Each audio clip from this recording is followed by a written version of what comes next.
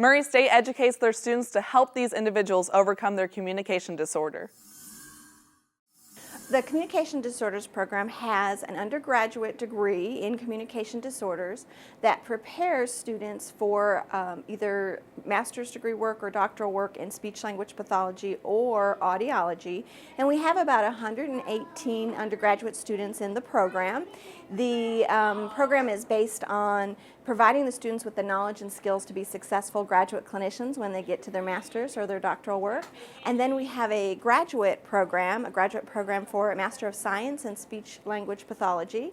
And that is a competitive process, applicant process to get into our program. We accept about 28 students each year. And those students will engage in additional academic coursework to prepare them for graduation and a career in speech-language pathology, as well as they have to get 325 hours of clinical experiences. The Murray State Communication Disorder Program is accredited by the Council of Academic Accreditation.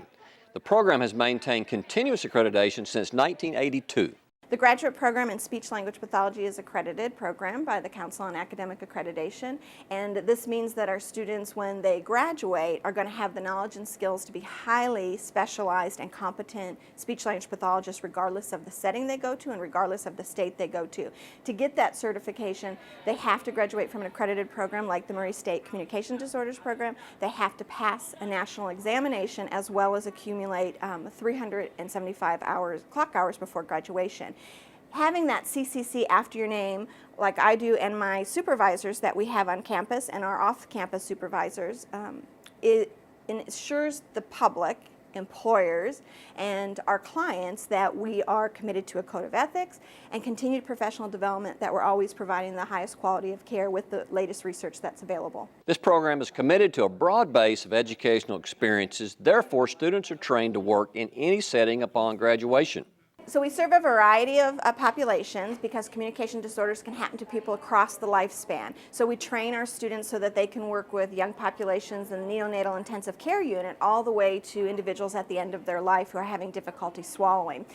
Some of the sessions that we offer to our first year students here on campus, a big proportion of their clinical experiences with a preschool or school age population.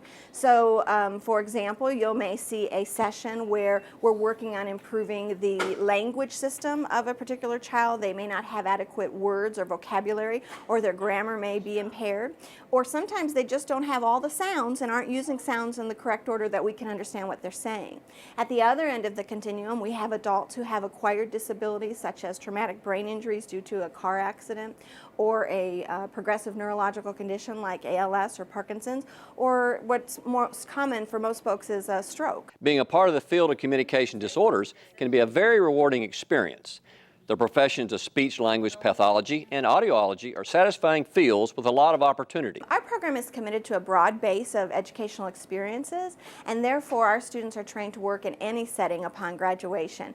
Therefore they can choose to work in a public school system, they can choose to work for a hospital in acute care or long-term care. Some of our students have been very successful and have private practices, and a lot of them like to return to the region they're from the area. However, we have those who have traveled all over the country.